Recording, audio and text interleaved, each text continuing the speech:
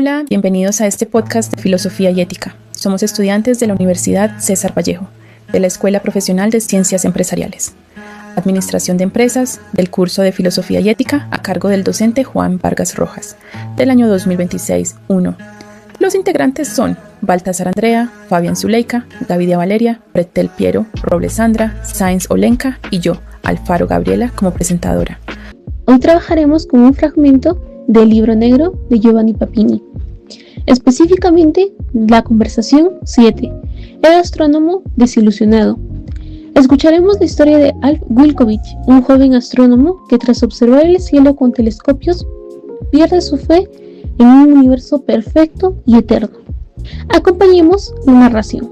Monte Wilson, 11 de julio. Había subido hasta este observatorio, que posee el telescopio más poderoso de todo el mundo, para obtener las últimas noticias sobre el universo, de labios de un astrónomo que, en tiempos pasados, hizo sus estudios pagándole yo todos los gastos. No le había advertido mi llegada y no la hallé, pero, en cambio, pude hablar con su asistente, el doctor Alf Wilkowitz, un joven polaco de origen, que hasta me pareció demasiado inteligente para el puesto subalterno que ocupa. Por ejemplo, ayer por la noche, mientras fumábamos y bebíamos en una de las terrazas del observatorio, bajo un cielo densamente poblado de estrellas como pocas veces se suele ver, Alf Wilkowitz comenzó a hablar de improviso, diciendo con voz cambiada: Hasta hace algunos años la astronomía me parecía la más divina de las ciencias. Fue mi primer amor intelectual, apasionado y fuerte. Hoy en día, después de haber conocido más de cerca el cielo, me siento perplejo, turbado, dudoso, a veces hasta atemorizado. La astronomía me ha desilusionado. Compréndeme bien. La astronomía, como ciencia exacta, es uno de los más maravillosos edificios levantados por la mente humana en los últimos siglos, pero, en cambio, me ha desilusionado su objeto, el universo sideral. Procedo de una familia religiosa, y desde la niñez resonó en mi alma el famoso versículo: los cielos cantan la gloria de Dios. Pero, ahora que conozco mejor el cielo, que conozco de cerca a sus ocupantes y sus lugares, me parece que he sido traicionado. Me había imaginado al firmamento como una arquitectura inmutable e irracional, completamente diversa del caos terrestre, como una esfera casi divina, muy por encima de este planeta demasiado humano. Y en cambio... Alf Wilkowitz arrojó con rabia el cigarrillo encendido un momento antes y levantó su mano hacia el cielo estrellado. ¿Qué sucede allá arriba? ¡Esto! Innumerables e inmensos fuegos huyen y se consumen. ¿Por qué huyen? ¿A dónde huyen? Estamos acostumbrados a las rotaciones regulares de nuestros planetitas alrededor de esa estrella mediana que es el Sol. Pero la mayor parte de los astros huyen vertiginosamente, tanto las nebulosas como las estrellas adultas. Y no sabemos a dónde y no sabemos por qué. Nuestras mediciones son ridículamente pobres. Nuestros más poderosos telescopios se pueden parangonar a los ojos de un insecto que observan fijamente las excelsas quebradas del Himalaya. El cielo que vemos no es el de hoy, el de este momento. En algunas partes es el cielo de hace varios siglos, en otras partes es el cielo de hace milenios. Parece que las nebulosas más lejanas se esfuerzan por alejarse cada vez más de la Vía Láctea, pero jamás sabremos por qué huyen y a dónde van. Los astros huyen como desesperados perseguidos, y al huir se convierten en fuego, es decir, se destruyen. Sus átomos se disgregan por millones cada vez, produciendo luz y calor. Pero, ¿qué es lo que se ilumina con esa luz? ¿Quién es calentado con ese calor? Tal vez se disuelven con tan loca prodigalidad, a fin de que nuestras noches sean iluminadas con una pálida palpitación. Sería tonta soberbia pensar así, e inconcebible locura el gasto gigantesco hecho para lograr un efecto tan ínfimo. Los abismos siderales son tan enormes que ni siquiera esa gigantesca convulsión calorífera puede elevar mucho su temperatura. Y sin embargo, millones de nebulosas, millares y millares de estrellas, desde hace siglos de siglos, no hacen más que huir y destruirse, sin una razón imaginable. El derroche de luz y calor que se hace a cada instante en los inconmensurables golfos del firmamento supera toda posibilidad de cálculo y de fantasía. Es posible que una inteligencia superior y perfecta haya querido esa dilapidación enorme, perenne y completamente inútil. ¿Para qué sirven esos innumerables y pavorosamente grandes fuegos huidizos que continuamente nacen y arden, destinados a consumirse vanamente, aun cuando demoren millones de años? Ante ese pensamiento la mente humana se confunde, aterrorizada ante ese espectáculo absurdo. Algo semejante sucedería si los hombres iluminaran todas las noches, con millones de lámparas y reflectores, el desierto del Sahara o los océanos árticos, lugares donde nadie habita y por donde nadie anda. Pero esto no es todo. Hay en el cielo otros misterios que ningún entendimiento terreno podrá desvelar. Durante un tiempo se acostumbró a imaginar al cielo como la sede y el espejo de la eternidad. Otra ilusión y otra desilusión. Las investigaciones de la astronomía moderna han demostrado que también la ciudad estelar está hecha de úteros y de cadáveres, de infantes y de moribundos. Las gigantescas nebulosas en espiral son las matrices o las placentas de nuevas estrellas. Pero esos fuegos suicidas no son eternos.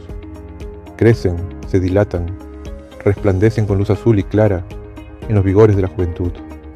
Y después, poco a poco se empobrecen, adquieren color amarillento oro, luego el color de las brasas, finalmente se convierten en cuerpos negros e invisibles, en tenebrosos espectros de muertos que deambulan en los tenebrosos ataúdes del infinito.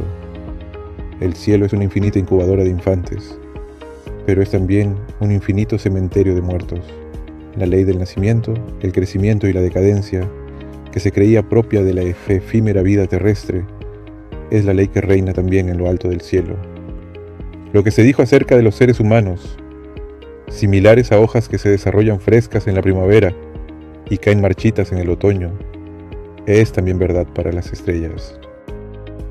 Esos inútiles fuegos fugaces son, al igual que los hombres, mortales.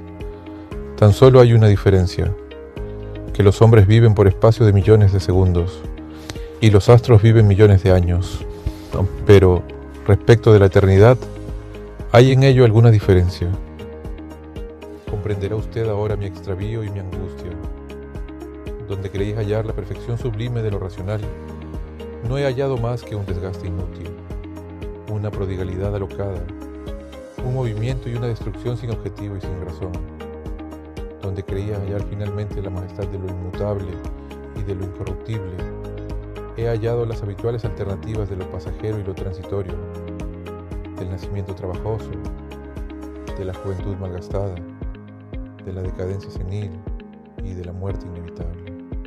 En cuanto regrese mi maestro, abandonaré el observatorio y la astronomía. Al igual que los demás hombres, me contentaré con ser un pobre insecto hambriento que se mueve entre las hojas de hierba de los prados terrestres. Así me habló el joven Al Wilkowitz.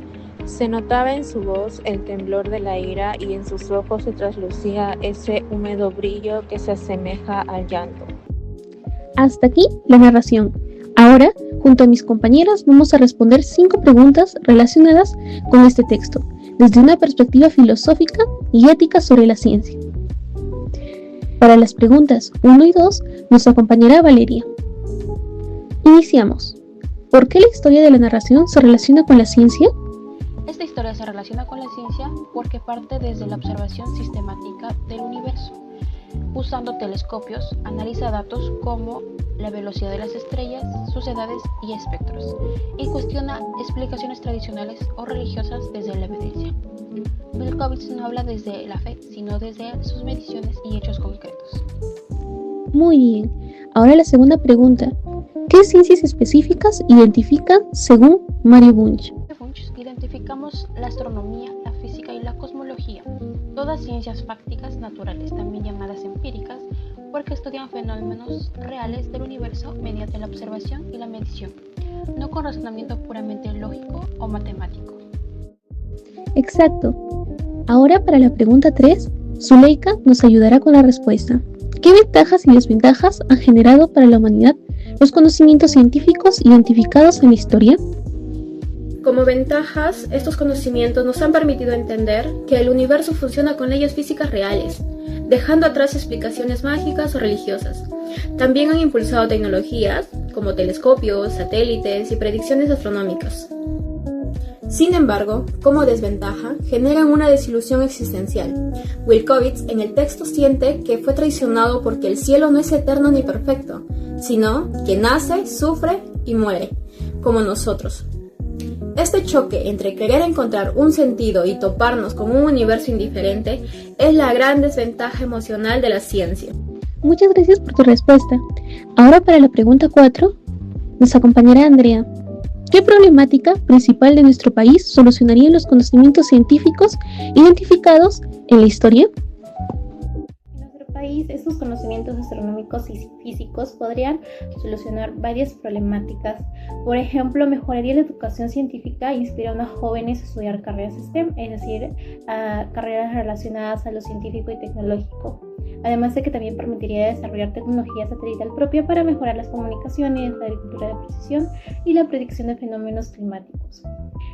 Como punto importante, que también ayudaría a crear políticas de innovación tecnológica, lo cual reduciría mucho la dependencia que tenemos hacia otros países, ya que en un país con muy poca inversión científica como lo es Perú, aplicar todos esos conocimientos sería muy importante y clave para el desarrollo de la población. Ahora, para la última pregunta nos responderá Sandra. ¿Qué reflexión filosófica principal sobre el rol de la ciencia identifican en la historia de la conversación? Es que la ciencia nos muestra una realidad sin consuelo metafísico. Wilkowitz creció escuchando que los cielos cantan la gloria de Dios, pero al observar el universo con el telescopio no encontró un canto, sino un espacio lleno de fuegos que nacen, huyen y se consumen. El cielo no es eterno ni perfecto, sino que también está marcado por el nacimiento, la decadencia y la muerte, igual que la vida en la Tierra. Entonces, el rol de la ciencia, según Papini, es describir cómo funciona el cosmos, pero no responder al para qué, es decir, no nos da un propósito ni una razón de última instancia existencia. Por eso Wilkowitz se siente desilusionado, buscando un sentido, y encontró un universo indiferente. Ese es el grande de ese canto. La ciencia nos da verdad, pero no necesariamente consuelo. Y esa tensión entre lo que queremos creer y lo que descubrimos es lo que la filosofía intenta comprender. Muy bien, gracias por todas sus respuestas. En este podcast hemos podido comprender que la ciencia no nos prometió felicidad, nos prometió verdad. Wilkowitz quiso encontrar un hogar en el universo y encontró fugas y fuegos suicidas. Quizás la grandeza de la ciencia no es tenernos certezas divinas, sino en permitirnos mirar de frente un cosmos que no fue hecho a nuestra medida. Gracias por acompañarnos en este podcast de filosofía y ética. Hasta la próxima.